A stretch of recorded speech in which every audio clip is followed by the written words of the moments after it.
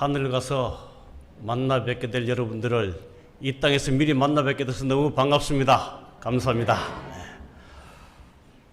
딱 40년 전의 일 같습니다. 그때 제가 찬양대에 있어서 열심히 찬양을 했던 그 기억이 새롭게 납니다. 또 함께 했던 우리 그 당시에 우리 믿음의 가족들 오늘도 이렇게 오셨고 참 많은 세대 교체가 이루어진 것 같아요. 모르는 분들이 많이 계시는데 우리가 하나님 안에서 한 가족으로 이렇게 이 땅에서 만나고 또 하나님께 예배드리고 하늘까지 함께 갈 수 있다는 소망이 얼마나 행복한지를 우리 함께 느끼면 참 좋겠습니다. 오늘 말씀의 제목은 구원의 확신과 재림의 소망. 구원의 확신과 재림의 소망입니다. 구원의 확신과 재림의 소망. 본문의 말씀 에베소서 2장 8절로 9절에 있는 말씀입니다. 읽기 잘하시는 말씀이지만 우리 다 함께 같이 한번 읽어보시겠습니다. 시작.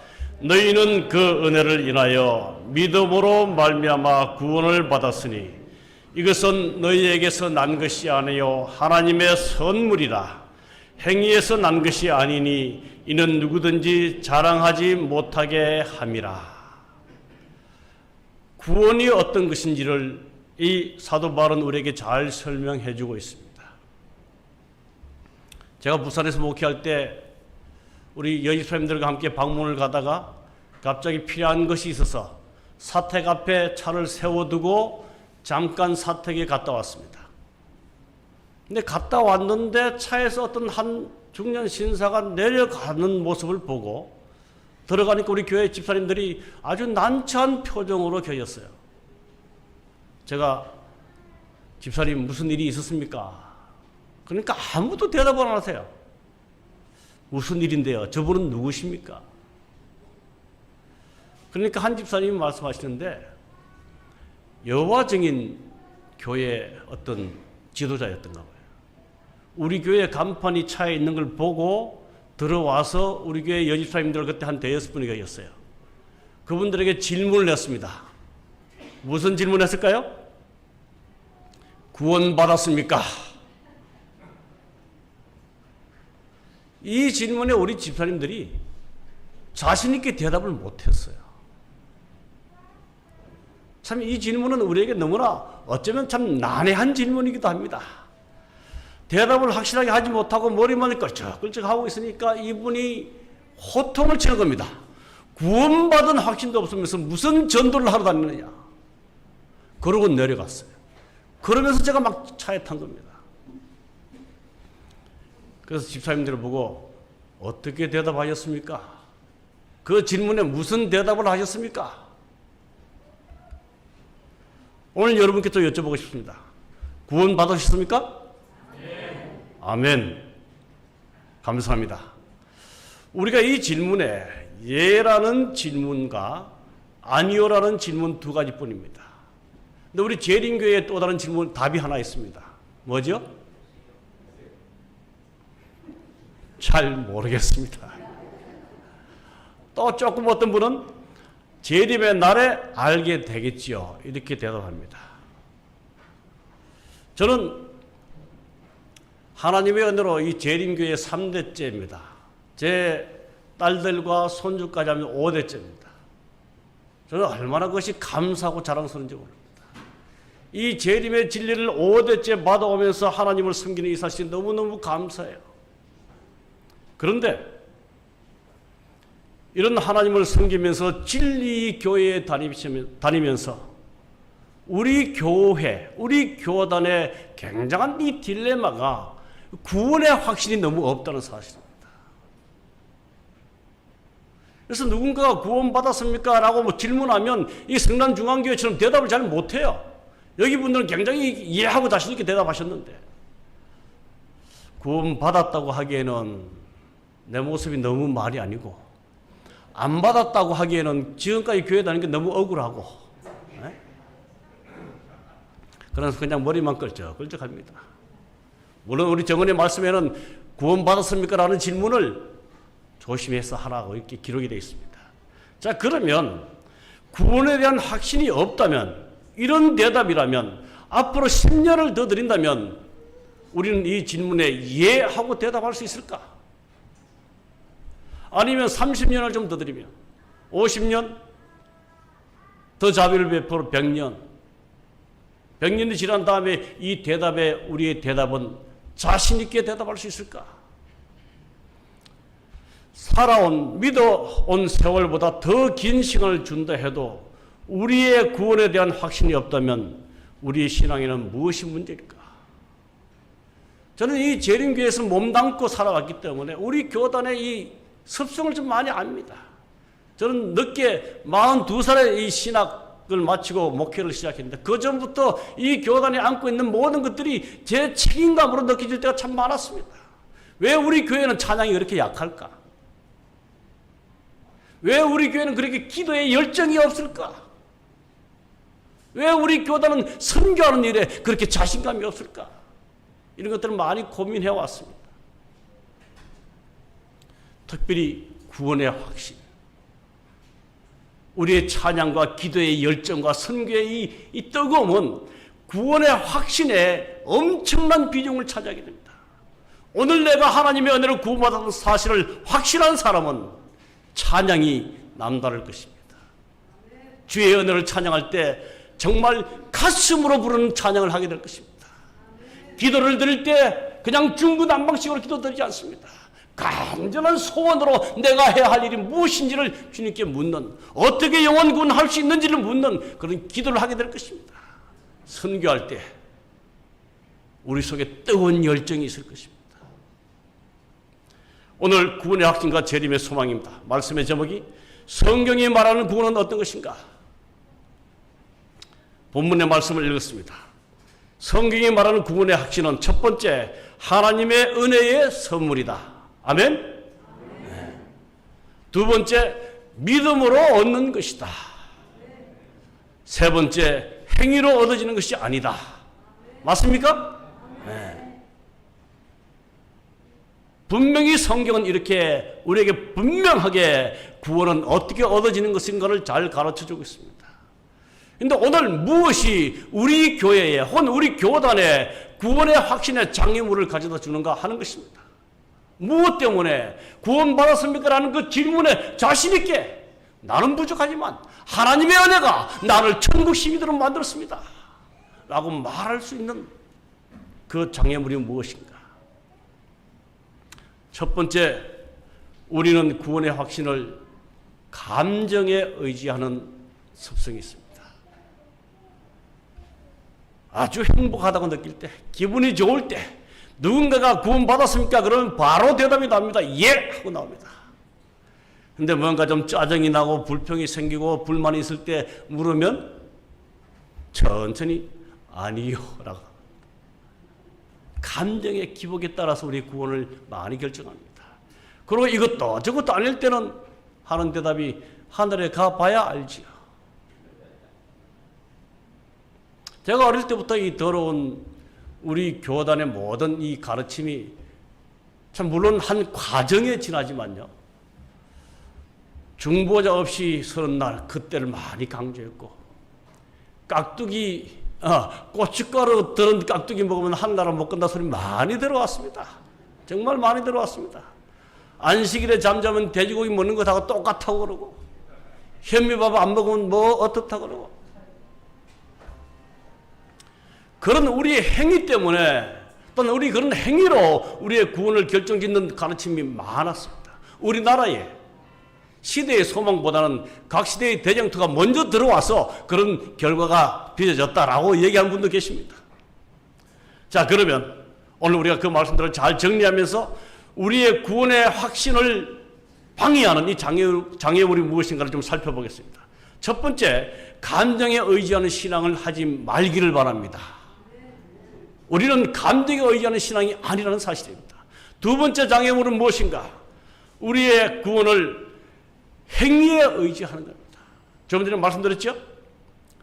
교회에 잘 출석하고 새벽기도 열심히 하고 헌금생활 잘하면 뭐 한 것 같아요? 구원받은 것 같아.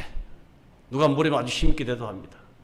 근데 좀 부부싸움도 하고 고집도 좀 부르고 불평당하고 교회도 안 나가면 구원 못 받은 것 같아.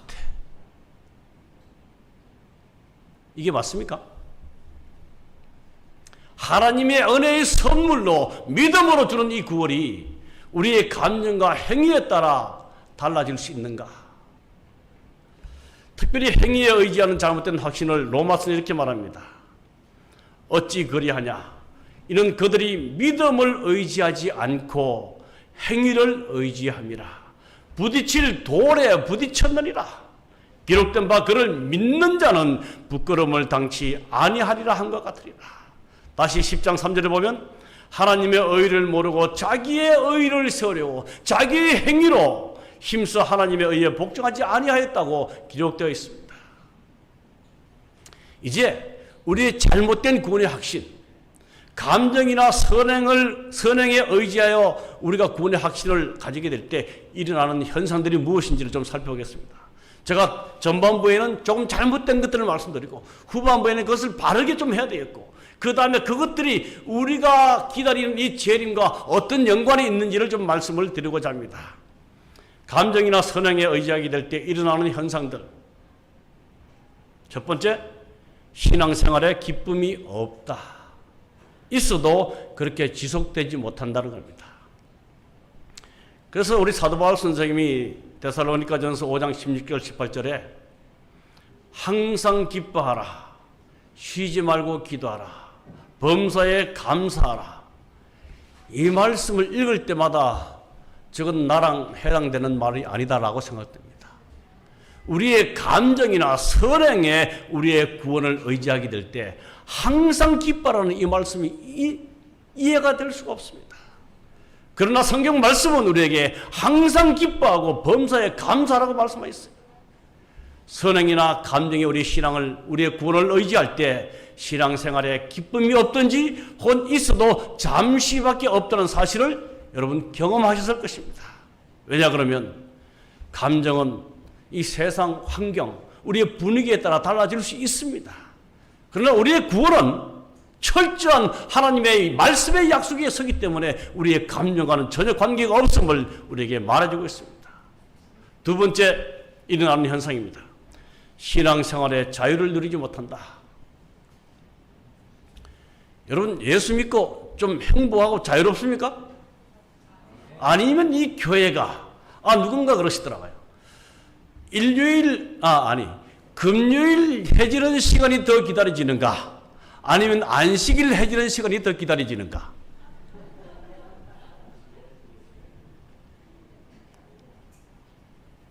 무슨 의미인지 아시겠죠? 많은 분들 안식일 해지는 시간이 훨씬 더 기다려질 것입니다. 내가 무언가 마음대로 하고 싶어서 안식일의 규제 때문에 안식일에 누릴 수 있는 그 행복의 크기보다는 그 빨리 안식일에서 해방되고 싶은 마음 때문에 우리는 진정한 신앙생활에 자유를 누리지 못한다는 겁니다. 그러나 말씀은 이렇게 말합니다. 진리가 너희를 말이라 자유롭게 하리라. 정말 우리가 누리는 이 자유는 이 세상이 주는 자유와는 전혀 다름을 우리에게 가르쳐주고 있습니다. 내가 주는 평안은 세상이 주는 평안과 다르다고 분명히 말씀하고 있습니다. 선행이나 감정을 의지할 때 신앙생활에 자유를 누리지 못한다는 말씀 꼭 기억하시기 바랍니다. 아버지의 말씀은 진리이다. 이 두 친구의 재밌는 대화가 있습니다. 한 친구가 전화해서 야, 너 요즘 뭐하니? 그러니까 그 친구가 대답하는 말이 먹고 논다. 아주 경상도 말로 짧게 말합니다. 그러니까 그 친구가 그럼 너는 뭐 하냐? 하는 말이 난 놀고 먹는다. 그러니까 이 놀고 먹는다라고 대답하는 친구가 먹고 논다고 대답한 친구에게 하는 말이 너는 내 신세보다 낫다. 여러분 놀고 먹는 게 나아요? 먹고 노는 게 나아요? 이 지혜가 좀 빨리 돌아가야 되는데요. 놀고 먹는 게 나아요? 먹고 노는 게 나아요? 손 한번 들어볼까요? 먹고 노는 게 낫다. 그러면서 이 친구 하는 말이 야, 놀고 먹으려니까 눈치가 얼마나 보이는지 모르겠다. 차라리 먼저 먹고 놀았으면 참 좋겠다. 이 두 친구의 대화가 오늘 우리의 신앙에 어떤 것들을 부여하는가? 먼저 구원받은 백성, 내가 하나님 안에서 믿음으로 말미암아 구원의 선물을 받은 사람으로 하나님의 말씀을 순종하는 것이 훨씬 더 행복하다는 사실입니다. 여러분, 우리가 우리의 신앙을 좀 살펴볼 때에 내가 구원받기 위해서 하나님의 말씀을 순종하는가, 아니면 구원받은 백성으로 하나님의 말씀을 먼저 순종하는가? 이때 어떤 분들은 둘 다요 이렇게 대답하셨다. 여러분, 십계명은 언제 주어졌어요? 이스라엘 백성들이 홍해를 건넌 다음에 십계명이 주어졌습니다. 다시 말해서 홍해를 통하여 침례를 받고 그들이 구원받은 경험이 있은 다음에 하나님께서 그들에게 계명을 내려주시면서 이 말씀에 순종하라고 말씀하셨어요. 우리가 하나님께서 십자가를 통해서 주신 그 놀라운 구원을 경험한 다음에 하나님의 계명을 지키는 것들은 너무너무 행복할 것입니다. 그런데 그런 구원의 경험이 없는 자들이 계명을 지키는 것은 너무나 억압적인 삶이 될 것입니다. 그래서 특별히 우리의 어떤 선행 때문에 감정에 의해서 우리의 구원을 확신하게 되면 참 신앙생활이 힘들고 불편합니다. 무엇을 하면 이게 죄일까 아닐까? 이것이 죄가 되는가 안 되는가? 많은 생각들을 하게 되죠. 여러분, 우리의 구원의 확신이 말씀에 기초하시기를 간절히 바랍니다. 선행이나 감정이 의지하게 될 때 일어나는 또 다른 현상들, 신앙생활 속에 그리스도가 없다. 라오디게아 교회의 현상입니다. 계시록 3장 20절, 볼지어다 내가 문 밖에 서서 두드리노니. 어찌하여서 우리 예수님께서 이 교회에 향해서 하신 말씀이 내가 문 밖에 서서 두드린다고 말씀하십니까? 우리의 사랑하는 예수님이, 우리를 위해서 십자가 보혈을 흘리신 그 예수님이 이 안에 오셔서 함께 누려야 될 그 삶의 행복을 문 밖에서 두드린다고 말씀하실 거예요. 또 말씀하시기를 그러한 저희들에게 내가 차지도 아니하고 뜨겁지도 아니하도다. 오늘 저는 이 참 행복한 주말 부흥의 시간에 어떤 행복하고 달콤한 말씀을 드릴까, 어떤 말씀을 드릴까 참 고민을 많이 했어요. 그러다가 정말 주말 부흥의 시간입니다.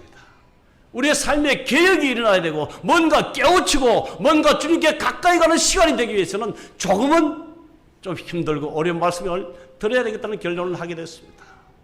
여러분, 우리의 신앙생활 속에 정말 그리스도가 계시는가? 그러면서도 이 라오디게아 교인들은 하는 말이 나는 부자라, 부유하여 부족한 것이 없다. 그러나 실제로는 내가 곤가고 가련하고 가난하고 눈 벌고 벌거벗었다고 말하고 있습니다.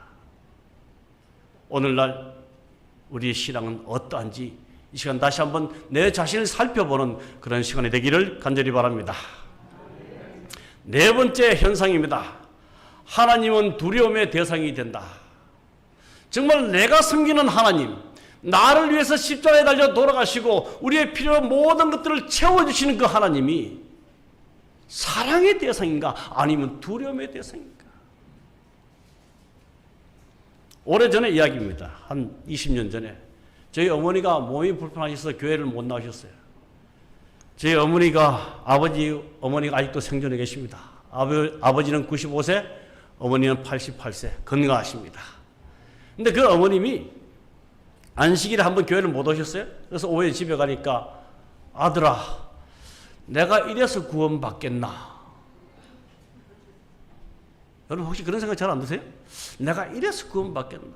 제가 그 말씀을 듣는 순간에 어머니! 무슨 말씀이세요? 한 번 교회 못 나온다고 구원 못 받나요? 그건 아니잖아요. 여러분, 우리가 선행을 하지 아니하면 하나님께서 우리에게 주신 구원을 포기하시는가? 여기 달란트의 비유에 마태복음 25장에 보면 이 마지막 시대에 하나님을 섬기는 사람들의 비유를 달란트의 비유로 이렇게 말씀하셨습니다. 특별히 한 달란트 받은 사람이 왜 땅에 묻어두었을까? 성경은 이렇게 말합니다. 주인이여 당신은 굳은 사람이라 심지 않은 데서 거두고 해치지 않은 데서 모으는 줄을 내가 알았으므로 두려워하여 나가서 당신의 달란트를 땅에 감추었나이다. 5달란트 받은 사람, 2달란트 받은 사람들은 그 주인이 어떤 사람임을 알았습니다. 그러나 1달란트를 받은 사람은 굳은 사람, 여기 다른 말로 엄한 사람이라, 무서운 사람이라, 내가 이 1달란트로 장사하다가 미치면 나에게 책망과 징계와 꾸지람할 이런 사람으로 알았다는 사실입니다. 여러분, 우리의 하나님은 두려움의 대상이 아니기를 간절히 바랍니다. 우리의 하나님은 자비하시고 인자하시고 용서를 베풀 때 천대까지 베푸시는 우리의 구원을 위해서 아들을 보내신 그런 하나님이심이 되심을 여러분 꼭 기억하시고 그런 하나님을 섬기는 우리의 삶이 되기를 간절히 바랍니다. 이제 다시 아주 쉬운 말씀으로 돌아서 누가 구원을 받는가? 요한복음 3장 16절입니다. 우리 다 함께 읽어볼까요? 시작. 하나님이 세상을 이처럼 사랑하사 독생자를 주셨으니 이는 그를 믿는 자마다 멸망치 않고 영생을 얻게 하려 하십니다. 누가 구원받아요? 믿는 자마다. 요한복음 1장 12절입니다. 다시 한번 같이 읽겠습니다. 시작. 영접하는 자 곧 그 이름을 믿는 자들에게는 하나님의 자녀가 되는 권세를 주셨으니. 다시 한번 질문 드립니다. 하나님을 믿으십니까? 하나님을 영접하셨습니까? 또 다른 질문 하나 드립니다. 구원 받으셨습니까? 처음보다 좀 커졌습니다. 죽음보다 강한 사랑. 정로의 계단 21쪽입니다. 하나님의 마음은 죽음보다 강한 사랑으로 이 세상의 당신 자녀들을 극진히 사랑하셨다. 그는 당신의 아들을 주심으로 온 하늘을 선물로 주셨다. 아멘? 아멘. 터지게 좀 아멘 소리가 나와야죠. 다시 한번 읽겠습니다. 하나님의 마음은 죽음보다 강한 사랑으로 이 세상의 당신 자녀들을 극진히 사랑하셨다. 그는 당신의 아들을 주심으로 온 하늘을 선물로 주셨다. 얼마나 감동적인 말씀입니까? 시대의 소망 24쪽입니다. 구주께서는 우리 인생을 취하심으로 결탄코 끊어지지 않을 줄로 자신을 인간에게 붙들어 매셨다. 그는 영원한 시대를 통하여 우리와 연결되셨다. 아멘. 저는 이 하나님의 말씀을 읽을 때마다, 그리고 영감액을 예언의 신을 읽을 때마다 구원받지 못하는 것이 구원받는 것보다 훨씬 어렵다는 사실을 경험하게 됐습니다. 우리 하나님이 우리를 이렇게 사랑하시는데, 이렇게 온 하늘을 주시고 영원한 시대를 통하여 우리와 연결되시는데 어찌 우리를 끊을 수 있을까? 여러분, 영생은 관계에서 시작됩니다. 요한복음 17장 3절, 영생은 곧 유일하신 참 하나님과 그가 보내신 자 예수 그리스도를 뭐 하는 것이다? 아는 것이다. 여기에서 아는 것은 지식적인 알미 아닙니다. 체험적인 알미입니다. 제가 어저께 좀 말씀을 드렸지만, 누군가가 우리를 불러서 하나님에 대해서 제7일 안식일 예수 재림교회 진료에 대해서 1시간만 설교해 주십시오 그런다면, 내가 만난 하나님, 경험했던 하나님을 말할 것이 있는 우리가 되면 참 좋겠습니다. 말씀하시기를 너희는 내가 일러준 말로 이미 깨끗하여졌으니 내 안에 거하라. 나도 너희 안에 거하리라. 나는 포도나무여 너희는 가지라. 그가 내 안에 내가 그 안에 가면 사람이 열매를 많이 맺나니 나를 떠나서는 너희가 아무것도 할 수 없습니다. 영생은 순종, 더 나아가서 관계에서 시작됨을 우리는 기억해야 될 것입니다. 그런 사람이 구원의 확신을 갖게 되는데, 이 구원의 확신이 주는 믿음은 이런 믿음입니다. 시편 118편 6절입니다. 여호와는 내 편이시라. 내가 두려워하지 아니하리니 사람이 내게 어찌할까? 다시 히브리 13장 6절입니다. 우리가 담대히 말하되 주는 나를 돕는 이시니 내가 무서워하지 아니하겠노라. 사람이 내게 어찌하리요 하노라. 여러분, 내 믿음이 얼만큼 될까? 정말 내가 죽기까지 예수님의 말씀에 순종하며 믿음을 행사할 수 있을까? 많은 그리스도인들이 제 표현입니다. 굶지 않을 만큼 예수님 믿음 같습니다. 정말 오늘날 안타까운 현실은 오랫동안 신앙생활을 하신 분들이 안식일에 갑자기 안 보여요. 들려 오는 얘기는 그분이 늦게 어떤 아파트 경비로 취직하셨다. 그래서 격주로 안식일을 지킨다. 가슴 아픈 일입니다. 그래서 그분의 어떤 가정 상황을 살펴보면 결코 굶주리는 가정이 아니에요. 여러분, 우리가 하나님을 섬기면서 만군의 여호와 하나님 성경에 일어나는 많은 기적들이 왜 기록되어 있을까? 하나님은 내 편이시고 주는 나를 돕는 이심을 우리에게 가르쳐주는 기록들입니다. 그러나 이 성경을 하나의 전설로 읽는다면 이 성경책은 우리의 믿음에 아무런 도움이 되지 않을 것입니다. 어떤 목회자가 공부하러 갔습니다. 그런 이 석사 공부를 하면서 너무너무 참 감동을 많이 느껴서 이제 석사 공부가 마치면서 아내에게 여보 내가 박사 공부도 좀 할까? 그러니까 그 아내가 하는 말이 여보 돈이 어디 있어? 돈이 다 떨어졌어. 그때 그 목사님이 하신 말씀이 성경을 소설로 읽었나? 하나님께서 당신의 백성의 필요함을 채워주시는 하나님이신 줄을 이 말씀을 통해서 믿게 되기를 간절히 바랍니다. 성경은 소설이 아니에요. 과거에 기록한 역사책이 아닙니다. 오늘 우리에게 이 기록된 말씀이 우리의 삶에 정말 여호와 하나님, 만군의 여호와 하나님이 내 편이 되시고 나를 돕는 이심을 믿는 믿음을 가르치는 것이 성경의 기록입니다. 그래서 우리는 성경 말씀 위에 구원의 확신을 두어야 합니다. 어느 여름날입니다. 제가 직접 경험한 일이에요. 학교 등교길이었어요. 제가 사택에서 내려와서 그 길을 건너야 되는데 이제 멀리서 그 길을 이제 가고 있었습니다. 근데 갑자기 끽 소리가 나갑니다. 부산에 그 공단에 큰 차들이 많이 다니는 그런 횡단보도였는데 어떤 아이가 녹색불이 켜지자마자 달려가는 겁니다. 그런데 그쪽을 자주 다니던 차량들이 켜지자마자 사람이 간다는 것을 잘 의식 못해서 한 차가 달려오는 겁니다. 제가 보면서 저걸 어떡할까?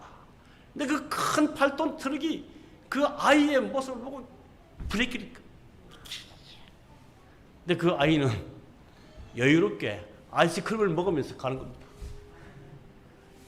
씩 서도 전혀 당하지 않는 겁니다. 어떤 사람이 건너온 아이에게 얘야 너 잘 보고 건너와야지. 그러니까 이 아이가 하는 말이 아저씨 녹색불이잖아요. 제가 그 사실을 옆에서 다 듣게 됐습니다. 녹색불이잖아요. 제가 그 순간에 내가 하나님의 약속의 말씀을 저 아이만큼 단순하게 믿는가? 녹색불은 그가 학교에서 건너가도 된다고 배웠기 때문에 약속이 신호였습니다. 그래서 그는 아무리 큰 차가 와도 설 것을 그는 믿었습니다. 저는 이 사건에서 이 하나님의 약속의 말씀의 그를 내가 얼만큼 믿을까? 저희 아이처럼 순전하게 믿을 수 있을까? 여러분, 우리의 구원의 말씀도 구원의 모든 확신도 말씀 위에, 이 약속의 말씀 위에 세우게 되기를 간절히 바랍니다. 그가 우리에게 약속하신 것은 이것이니 곧 영원한 생명이라.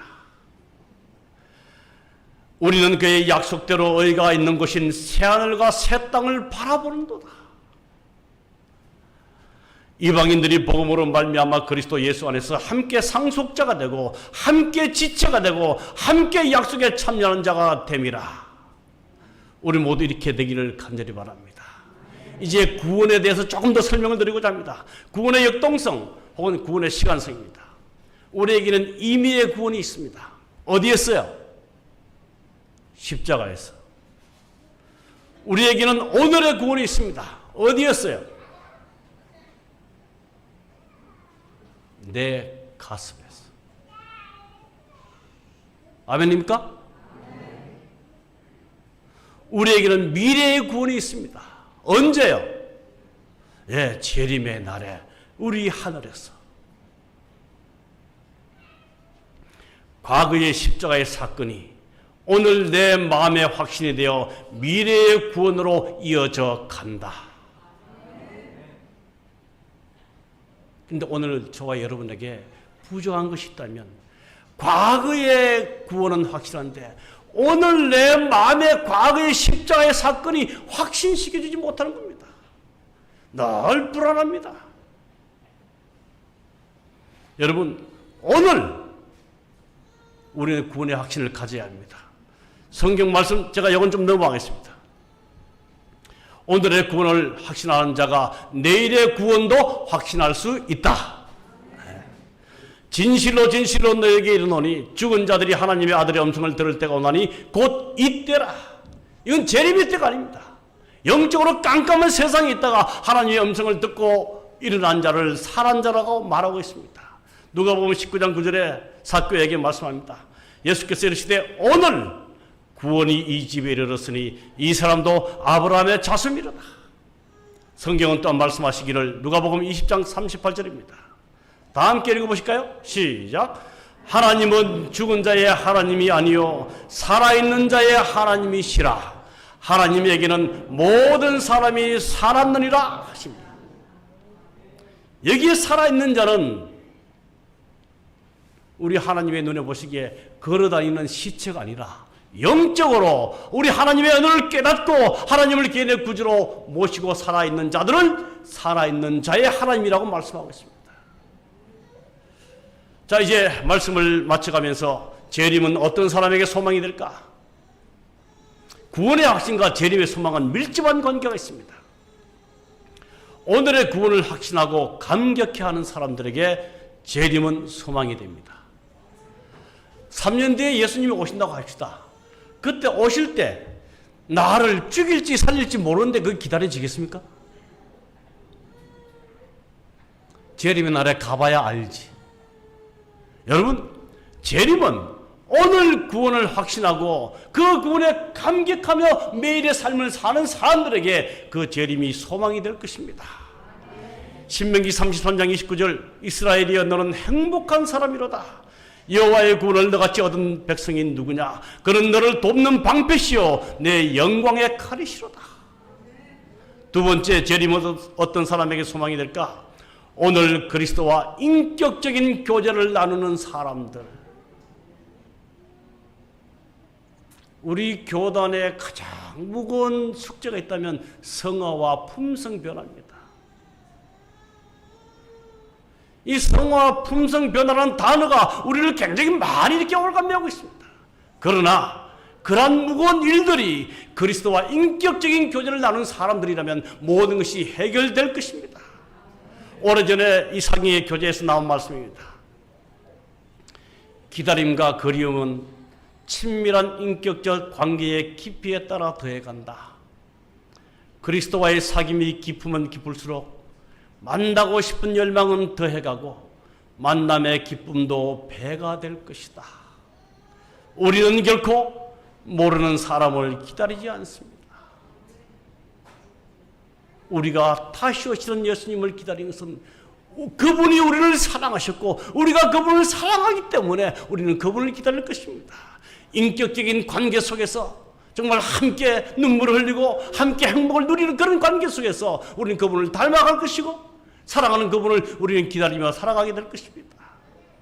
여러분, 사랑의 가장 큰 특징이 뭘까요? 사랑 안 해보셨어요? 우리 저기 홍 장로님, 우리 한 집사님 참 오래 간만에 뵙겠는데 사랑의 특징이 뭐죠? 한 집사님? 진한 사랑을 하시던 것 같은데 제 있을 때요. 함께 있고 싶어하는 것이다.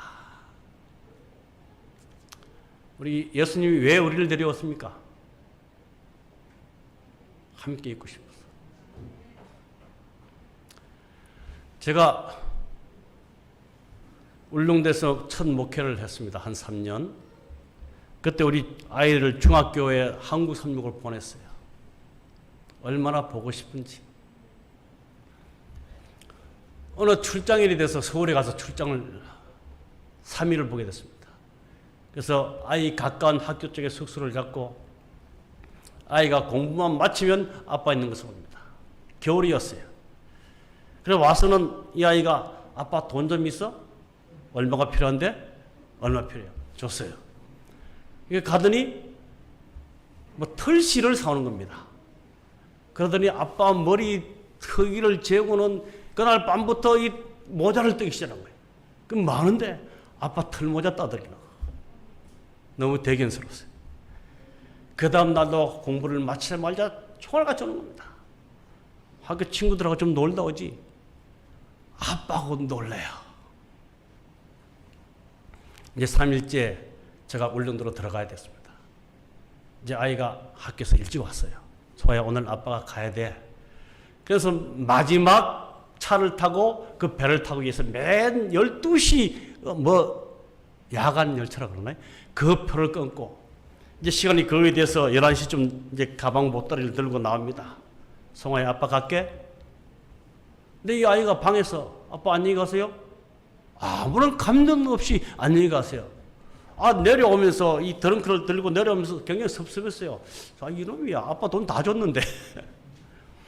이제 1층쯤 내려왔는데 3층에서 다다다닥 소리가 납니다. 그러더니 그 아이가 아빠 손을 붙잡고 아빠 안 가면 안 돼요? 그 딸이 지금은 시집가서 사모하고 있습니다. 안 가면 안 돼요? 사랑하는 사람의 가장 큰 특징은 함께 있고 싶어하는 겁니다. 우리 예수님이 다시 오시는 이유도 우리를 너무 사랑하셔서 우리와 함께 하늘에 계시고 싶어서 우리가 주의 재림을 그렇게 기다리는 소망이 되는 이유도 우리가 그분을 그렇게 사랑하기 때문이에요.